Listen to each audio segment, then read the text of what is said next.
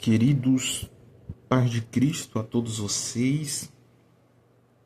Nós vamos ter a nossa terceira aula, a aula que não tivemos na segunda-feira, que é sobre contexto literário.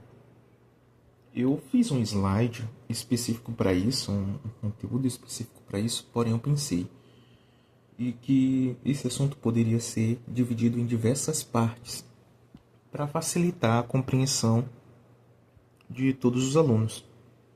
Então, essa aula é a primeira aula do contexto literário. Eu vou falar para vocês um pouco a respeito do círculo hermenêutico na literatura. Então, nós falamos sobre o contexto histórico, o contexto teológico, nós vamos falar. E aí tem um segundo contexto aí, que é o contexto literário. É um dos mais importantes que nós temos aqui. Todos eles são extremamente importantes. Mas o contexto literário tem muito a ver com a forma que a mensagem foi comunicada. E por isso que ele é tão relevante, tão impactante para a compreensão da mensagem em si. Então, nós vamos observar aqui que nesse contexto literário, a gente tem um grande perigo aqui. Qual é, Mateus? É o perigo do pretexto. Tem certas coisas que eu vou estar repetindo constantemente para vocês. Eu falei na primeira aula, falei na segunda aula, vou falar na terceira, vou falar na quarta e na quinta. Todas as aulas eu vou estar falando para vocês. Contexto histórico, literário e teológico. Contexto histórico, literário e teológico.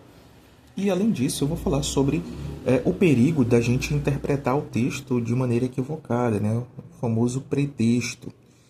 Então, você vai observar que do lado esquerdo há o perigo e do lado direito há aquilo que a gente chama de contexto. No perigo nós temos o pretexto e no contexto nós temos a compreensão do que verdadeiramente o autor ele quis comunicar.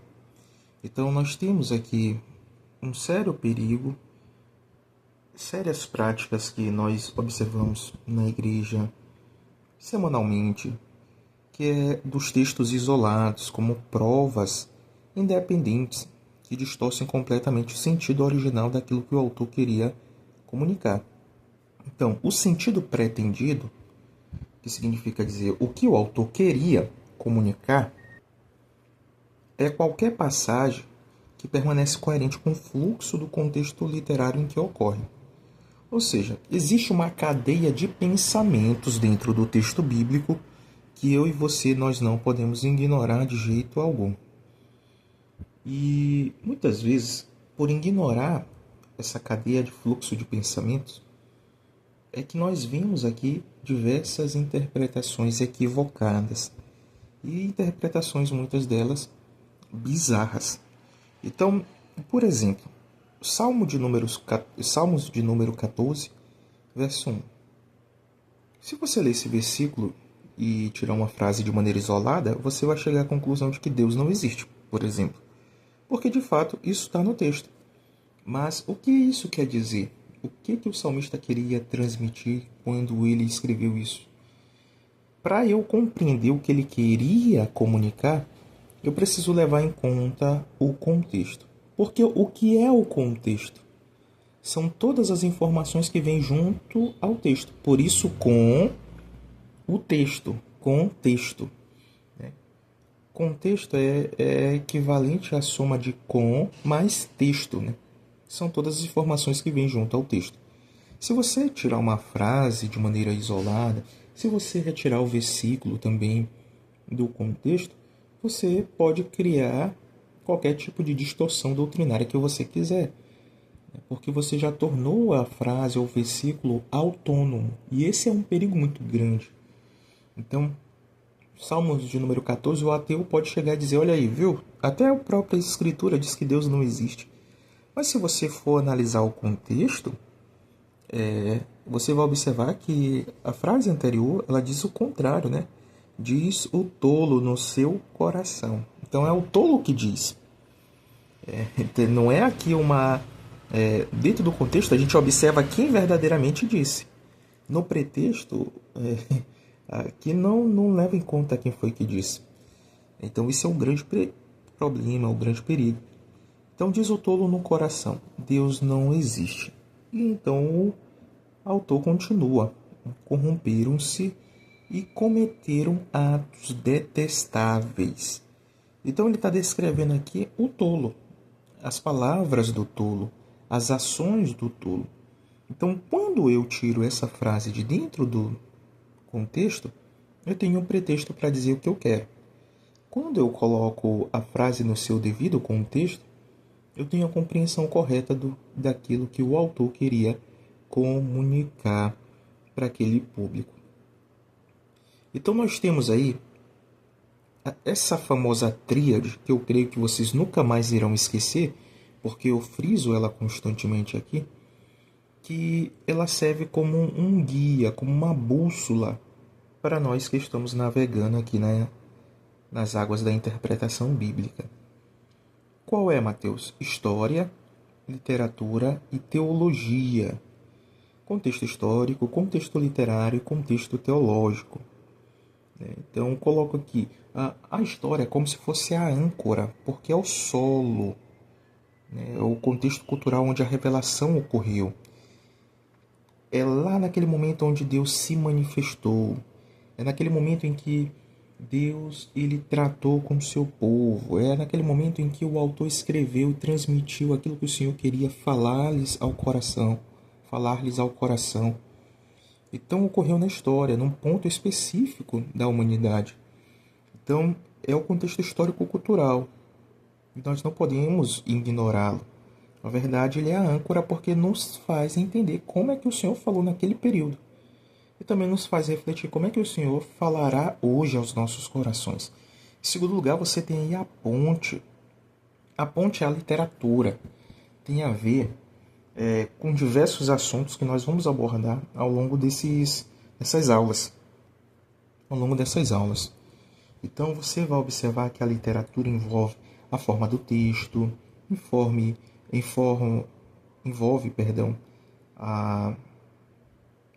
as metáforas, as parábolas, envolve a sintaxe do texto, envolve a gramática, em outras palavras, envolve a narrativa que é construída à luz das Sagradas Escrituras, que envolve também a teologia, e a teologia em si que tem a ver com aquilo que Deus queria comunicar ao seu público e quer comunicar ao nosso público de hoje. É um público um pouco diferente, é outro momento histórico, mas com o mesmo coração caído que precisa de redenção. Então, a interpretação responsável, ela exige equilíbrio. E a literatura é a ponte exata que conecta ao passado histórico à aplicação teológica de hoje.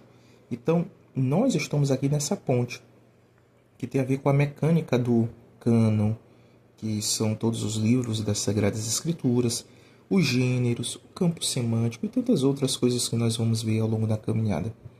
Então, nós temos aqui história como a âncora, nós temos a literatura como a ponte, nós temos aí a teologia como o destino, que é o principal aspecto. Então, para compreender um pouco mais desse contexto literário, nessa primeira aula, vem aqui o que eu chamo de círculos de contexto, ou muitas vezes vocês vão ouvir por aí círculo hermenêutico. Observe aqui que dentro dessa figura da bússola, você tem no centro ali o texto que você está analisando.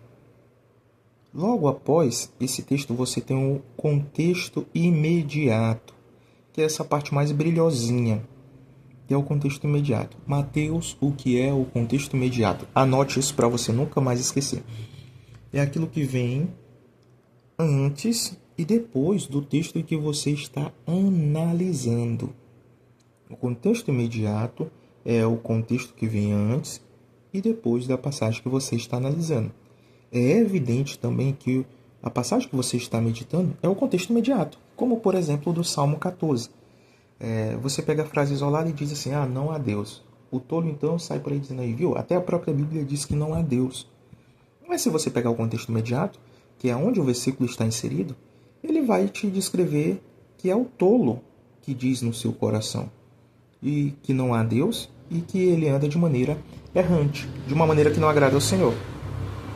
Então, o contexto imediato ali também é o próprio versículo, mas são os versículos também que vêm antes e depois dele, ou quando se trata de epístolas ou narrativas, mais precisamente, são aqueles elementos que vêm antes do texto, as informações, bem como aquilo que também vem depois, porque você consegue compreender de maneira muito mais clara o que o autor queria comunicar. Quando você sai do centro do texto para o contexto imediato, você tem um contexto do livro, que também está inserido nesse contexto imediato. Mas aqui vamos botar assim de uma maneira mais didática. Texto, em primeiro lugar o texto, em segundo lugar o contexto imediato, em terceiro lugar o contexto do livro. Você precisa compreender em que cenário foi que aquele livro, aquele fato narrado ou descrito lá no texto, ele foi gerado. Você precisa entender o cenário histórico, bem como a forma do texto, que é o contexto do livro. E aí você vai observar quem foi o autor desse livro, o que ele queria comunicar, como é que ele organizou essa mensagem que ele estava disposto a comunicar. Ah, foi Paulo, ok. Aí você vai observar, Paulo escreveu mais de 12 cartas ali, 12 epístolas, né?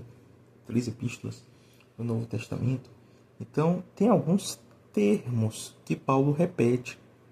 Então, se eu estou analisando um texto específico aqui de Paulo, Romanos, capítulo de número 4, ele fala ali de Sara. Sara já com o útero necrosado, né? A expressão grega é já morto, não pode gerar vida. Como é que gera vida? Aí demonstra a Deus o cumprimento da promessa. Mas lá em Gálatas capítulo 3, novamente tem essa relação de promessa, fé, promessa e esperança. Então isso faz parte da teologia paulina. Então é o mesmo autor, então faz parte da teologia paulina. Então são coisas que nós devemos fazer também. Por exemplo, eu estou de olho no texto específico, analiso o contexto imediato, analiso o contexto do livro.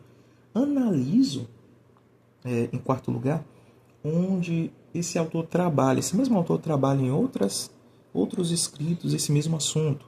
E por fim, como é que todas as Sagradas Escrituras ela trabalha isso de uma maneira diligente. Então é evidente que quanto mais você se afasta do texto, mais se afasta desse círculo hermenêutico, aí você não consegue compreender a mensagem, né? Nesse sentido, assim, até a autoridade diminui. Então, o seu principal objetivo é compreender isso de uma maneira muito mais aprofundada. Então, o significado aqui ele não é inventado, ele é descoberto navegando do micro, que é o texto em que você está analisando, para o macro, que é como toda aquela verdade se encaixa em toda a narrativa bíblica. Então, a sintaxe exata da passagem sempre exerce maior controle sobre o significado do que temas gerais. E isso é muito importante no processo de interpretação bíblica. Eu vou dar vários exemplos ao longo das aulas aí para vocês. Então, resumindo, o que a gente faz aqui? Você tem o círculo 1, que é o texto em que você está analisando. Você tem o círculo 2, que é a Bíblia. Você tem o círculo 3, que é o vocabulário. Você tem o círculo 4, que é o mapa ali, né, da grande história bíblica.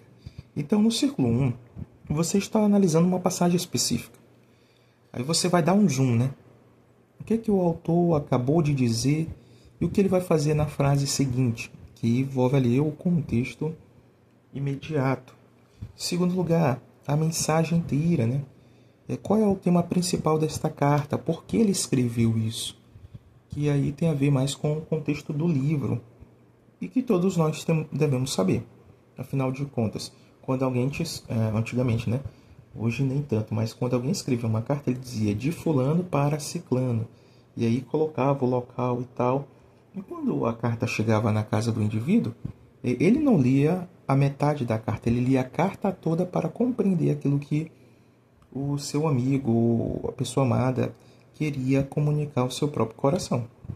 Então a gente tem que aprender a ler o livro todo, entender a mensagem do livro todo, porque é muito importante. E em terceiro lugar, nós temos que ver o vocabulário. essa palavra ou ideia aparece em outro lugar que este mesmo autor escreveu? Por exemplo, Paulo fala de fé. Ele fala de fé em Efésios 2, ele fala de fé em Gálatas, ele fala de fé em Romanos. Então, quando eu estiver analisando ali a passagem de Gálatas, eu tenho que entender o que Paulo queria falar com fé naquele contexto. E em segundo lugar, eu tenho que analisar assim, rapaz, mas será que Paulo usa essa expressão em outro lugar das suas epístolas? Ah, ele usa lá em Efésios, ele usa lá em Romanos. Aí agora eu pulo para Efésios e para Romanos para saber se aquele mesmo significado que Paulo fala de fé também é apresentado em Romanos e é apresentado em Gálatas. O que ele acrescenta, o que mais ele descreve, o que ele retira. Enfim, isso me ajuda a compreender, à luz do próprio vocabulário do autor, o que ele queria comunicar nos seus escritos. E em quarto lugar, a gente tem que saber onde é que mais essa ideia aparece em Gênesis, nos Salmos ou nos Evangelhos. Eu lembro que, por exemplo, eu estava analisando sobre justificação pela fé há muitos anos atrás para pregar em um culto de rua, naquela parábola do publicano e do fariseu, que é Lucas, se não me falha a memória, 18, versículo 9 a 14. Se não me falha a memória, é isso. E aí o texto diz assim, que o fariseu, ele orava de si para si, dizendo, graças eu te dou, porque eu não sou como os demais homens, roubadores, adúlteros, enfim, tal. Aí ele pega e vai descrevendo. E aí tem um outro publicano que sobe e nem ousa olhar para os céus, batia no peito e dizendo, ó Deus, se propício a mim, pecador. Observe bem que tem uma expressão muito interessante, que ele diz assim, ser propício a mim, pecador. Essa expressão ela é muito importante na teologia bíblica, que é nessa parte da grande história aí. Porque eu já tinha a concepção correta do que é propiciação, mas eu queria saber o que era propiciação ali no texto, né? Eu entendi que é Deus se tornar favorável a ele, apesar dele ser pecador. E aí o texto termina dizendo assim, quem foi que desceu justificado? Foi o publicano ou foi o fariseu? É evidente que o publicano, né? Porque quem muito se exalta será humilhado e quem muito se humilha será exaltado. Então, o texto demonstra que quem saiu justificado foi o publicano. E olha aí outra expressão importante, justificado, ou justificação. E aí eu fui analisar isso dentro do Evangelho de Lucas. Depois eu fui tentar entender isso em Atos, porque Lucas escreve 2 livros. Mas aí eu fui tentando entender também na grande história da redenção. Onde mais essa ideia aparece nos evangelhos? Onde mais essa ideia aparece nas epístolas? Paulo, ele fala constantemente de justificação, das implicações em Romanos. E onde mais isso aparece lá no Pentateuco, nos livros históricos, os livros poéticos e proféticos. Enfim, eu fui analisando. E as referências que eu julguei extremamente importantes, eu fui concatenando as ideias e percebendo o desenvolvimento desse assunto. Então, nós temos aí a necessidade, por fim, de analisar não somente aquele texto que estamos inseridos, não somente a mensagem do livro, não somente o vocabulário do autor em outras passagens, mas também como é que essa mensagem ela coaduna com a grande história da redenção. Afinal de contas, nós estamos entre Gênesis e Apocalipse. E nós precisamos entender como é que essa mensagem foi desenvolvida ao longo dos séculos por Deus, pelos autores, né? Melhor dizendo, para o seu próprio povo. Então, vamos colocar aqui um exemplo. Um estudo de caso de maneira bem simples, né? Você tem ali Efésios capítulo de número 2, versículos 8 ao 9. Como evitar que este versículo ele fique assim, voando solto, isolado? Vamos aplicar os 4 níveis de círculo hermenêutico, né, de zoom. É só você pensar assim, olhar para a passagem como se você fosse um fotógrafo. Sabe, o fotógrafo ele pega a sua câmera e ele fica girando a parte da máquina, que eu não sei o nome especificamente, mas é aquela da zoom, né? Ela aproxima e ela afasta, ela aproxima e ela afasta. Você tem que fazer esse mesmo movimento quando se trata do texto bíblico. Você aproxima para analisar aquele texto que você está se detendo, mas você também afasta para analisar o resto do contexto em que esse texto que você está analisando está inserido. Então, temos o caso aí de Efésios 2, 8 ao 9. Porque pela graça vocês são salvos, mediante a fé. Isto não vem de vós, é dom de Deus, não de obras, para que ninguém se glorie. Ok. As pessoas pegam esse texto aqui de maneira isolada, falam um monte de coisa atrelada a obras, a fé, a salvação, e repetem as mesmas coisas no púlpito, só que com mais ênfase, né, com mais postação de voz, enfim, com algumas pausas, para dar aquele cenário dramático. Mas às vezes se esquece de explicar de fato o que esse texto está dizendo. E aí vem o primeiro círculo, né? Que é do contexto imediato. É a lupinha lá dos slides iniciais. Então, nós vamos observar aqui que quando a gente vai analisar o contexto imediato, que é aquilo que vem antes e aquilo que vem depois do texto que nós estamos analisando, vamos observar algumas coisas. A salvação não é para pessoas que estão se esforçando muito. É para pessoas mortas. Como é que eu sei disso? Como é que eu sei disso? As obras não são a causa da salvação, mas consequência inevitável dela. Como é que eu sei disso? Pelo contexto. O que vem antes e o que vem depois. Por exemplo, se você pegar os versículos de número 1 ao 3, você vai analisar que ele diz assim: vocês estavam mortos em delitos e em pecados, seguindo o príncipe da potestade do ar, do curso do seu próprio coração, enfim, ele descreve uma cena de morte que percorre versículo 1, 2 e 3.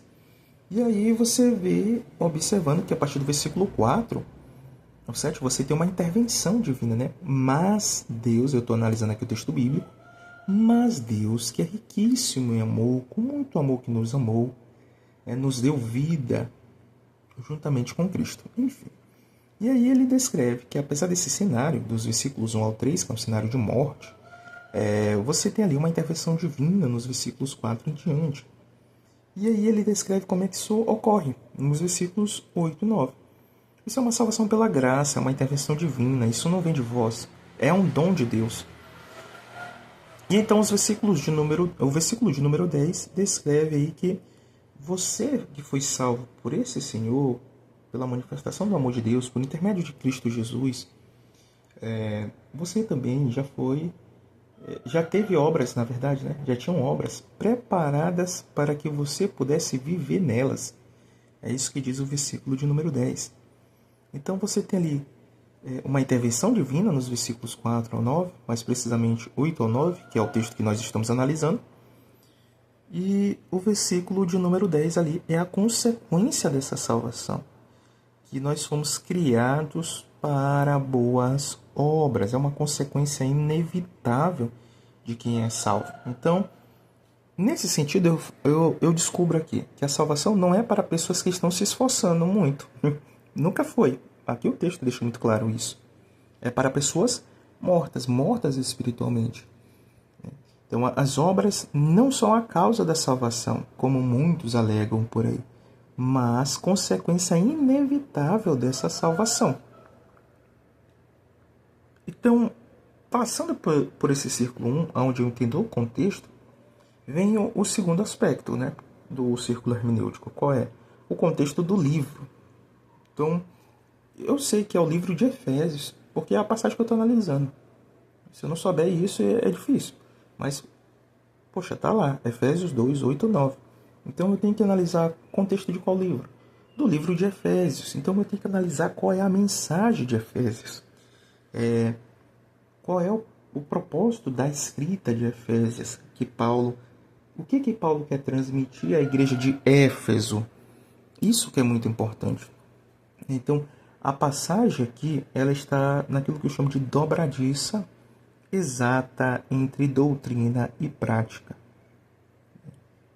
É a placa que diz: antes de agir, entenda, você já foi aceito de graça por Deus. Então você não precisa fazer nada para ser salvo, a não ser se arrepender e crer em Cristo Jesus. Mas você não pode causar a sua própria salvação. Então, eu vou analisar a mensagem do livro. E aí eu vou estudando um pouquinho a respeito disso. Eu entendo que nos capítulos 1 ao 3, nós temos ali os indicativos, aquilo que Deus fez. Né? O que Deus fez por nós? onde Ele nos colocou. Então, nós temos ali a posição que Deus nos colocou. Então, tudo tem a ver com o que o Senhor fez por nós. Mas só que no capítulo de número 4 ao 6, nós temos ali a prática. Como é que esses salvos, eles andam? Eles devem andar, né? E aqui vem um pouco de explicação do versículo 10, do que são essas obras, né, que o Senhor já preparou de antemão para que nós, novas criaturas, pudéssemos andar. Que é essa vida santa aí. Então, analiso esse texto, analiso a posição, analiso as implicações. Eu não estou me detendo nada disso aqui, mas eu estou transmitindo a ideia para vocês do que deve ser feito. Então, analise tudo isso aí e você vai chegar à grande conclusão que Paulo escreve ali para judeus e gentios ao mesmo tempo. E o que Paulo queria transmitir para judeus e gentios?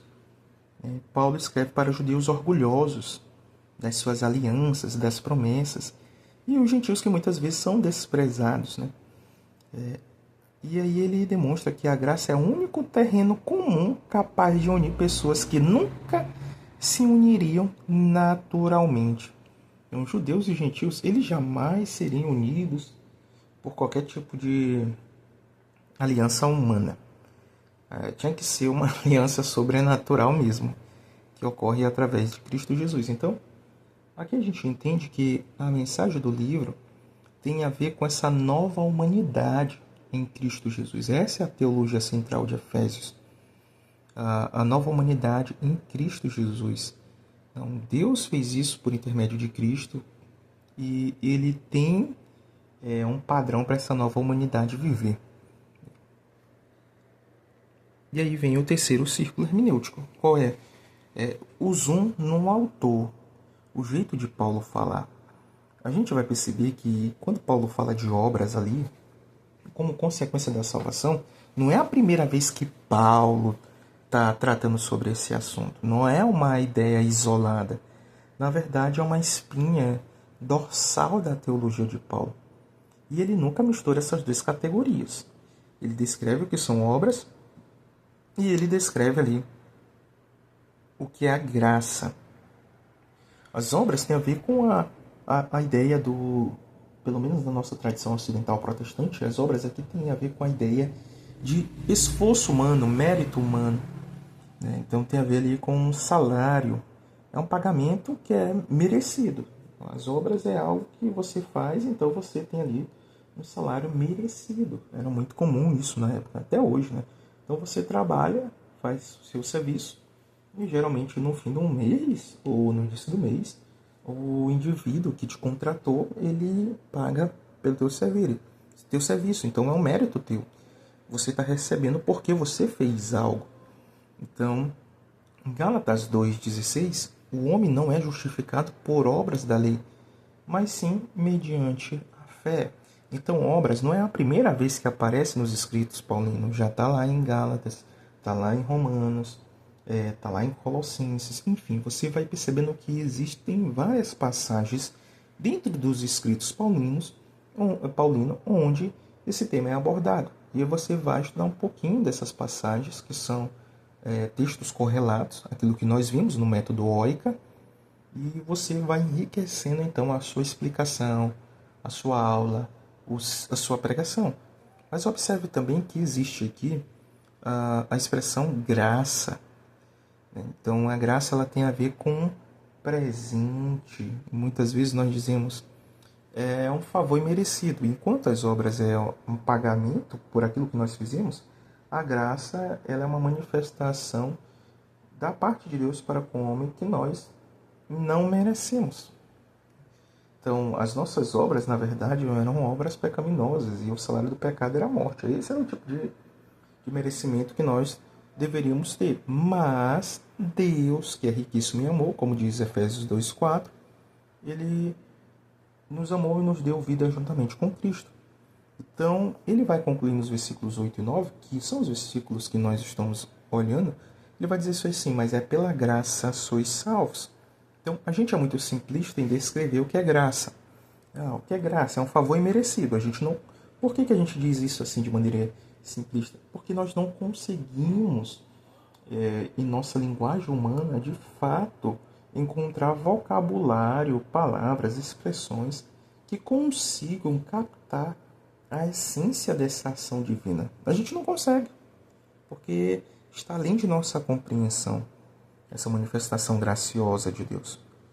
Então, ele usa a expressão aqui, é dom de Deus, né? Presente de Deus. É interessante porque a expressão que muitas vezes, olha só a importância de analisar as expressões do mesmo autor. Porque a palavra que Paulo comumente usa para falar a respeito de graça é charis. E não é o caso aqui. Paulo não usa essa expressão grega charis, como ele usa em outras passagens. Paulo usa aqui doron, que é o sentido de que no mundo antigo era um indivíduo que trazia esse presente, essa dádiva ao determinado imperador. Era o homem que levava isso ao imperador. Só que aqui inverte. Paulo usa isso de maneira intencional para dizer assim, na verdade, não é vocês que vêm e trazem o Criador, é o Criador que vem e dá esse presente a vocês. É uma demonstração da ação graciosa de Deus para com a humanidade. O que remete muito às ideias do Evangelho ali presente, onde Deus se faz homem semelhante a nós e vem ao nosso favor. Deus visitando as pessoas que não mereciam, que somos todos nós, né? Todos nós. É Deus assim de maneira graciosa. Então é o pai do filho pródigo, né? Que a gente chama. Então indo ao encontro, levantando as vestes das pernas e indo ao encontro do filho para que ele não fosse apedrejado e então morto pela sua rebelião.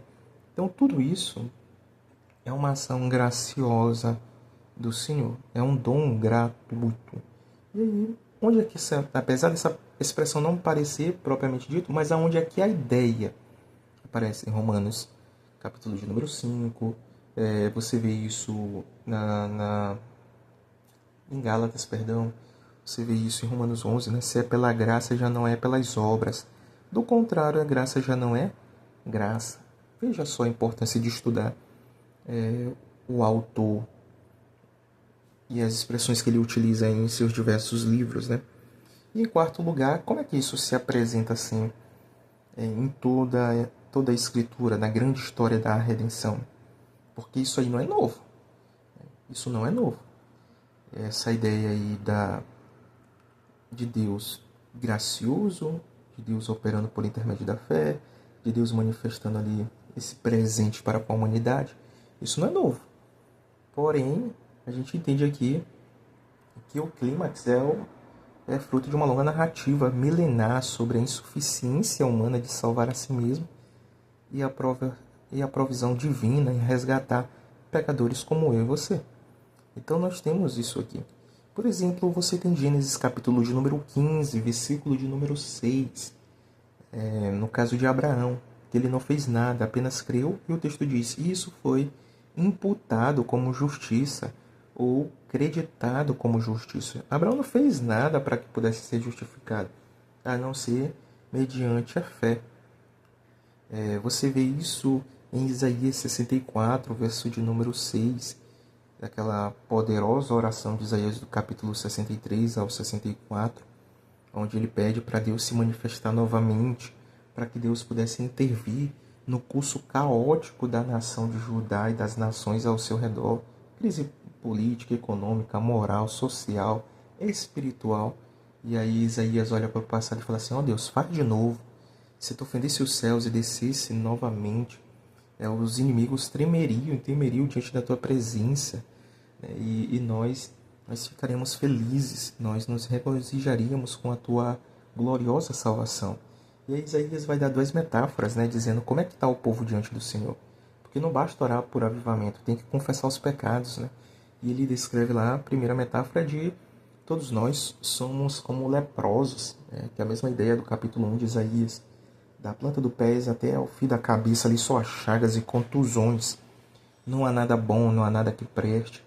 E a outra metáfora é os trapos de imundícias. Eu não sei como é que traduzem isso, imundícies, né? No singular, imundícia. Então, o que é o trapo de imundícia?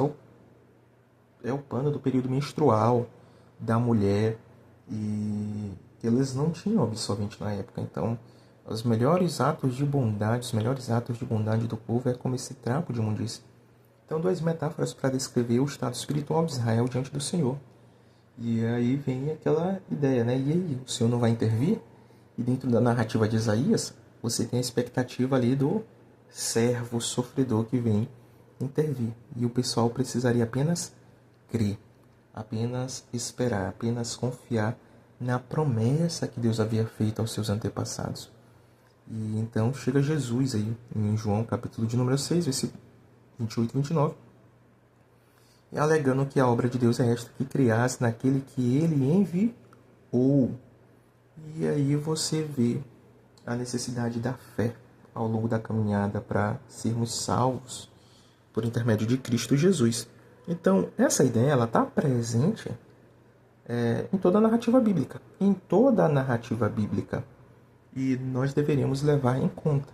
É aqui que eu digo para vocês. O pregador, muitas vezes, ele não prega o evangelho.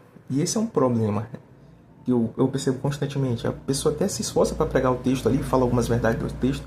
Mas aí, e o evangelho? Como é que entra a verdade do evangelho nesse texto que você está analisando? Então, esse círculo 4 aqui, que é o da narrativa, né, da grande história, ele é o cânon, é a Bíblia como um todo, e deve ser levado em conta.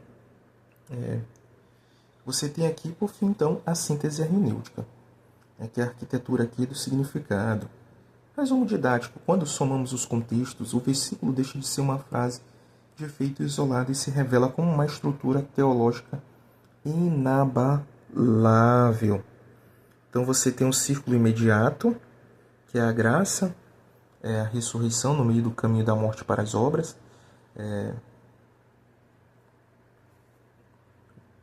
O círculo 2, que envolve ali o livro, que é a graça quebra o muro racial e cria a igreja. Então ninguém pode se gloriar, nenhum judeu, pelo fato de ser judeu, receber as promessas, a lei e tantas outras coisas, e nenhum gentil deve se gloriar, se glorie somente em Cristo, na cruz de Cristo. O autor, que é o terceiro círculo, onde a gente vai ver as categorias absolutas aqui de salário vezes presente, né, de obras vezes a graça. Você tem o círculo 4, que envolve a Bíblia como um todo. Porque essa verdade aqui é um eco da promessa feita a Abraão 200 anos antes. Então você tem uma arquitetura da salvação muito bem desenhada, muito bem explicitada ao longo da narrativa bíblica. E Deus quer que você entenda isso. Não só quer que você entenda isso, mas quer que você, além de crer, também pregue isso. Então, você tem uma responsabilidade aqui. A leitura fiel não é acidental, ela requer navegar a ponte exata na literatura para conectar a âncora da história e a teologia de hoje, com os instrumentos corretos. Não há mais motivo para navegar às cegas. Então, se você já tem noção do que tem que passar pelo contexto 1, 2, círculo 1, 2, 3, 4, então faça isso à medida que você estuda a palavra de Deus. Então, a arte da interpretação é o respeito pela intenção do autor revelada na arquitetura do texto e, certamente, no esforço da compreensão da vontade e da verdade divina ao longo da história bíblica.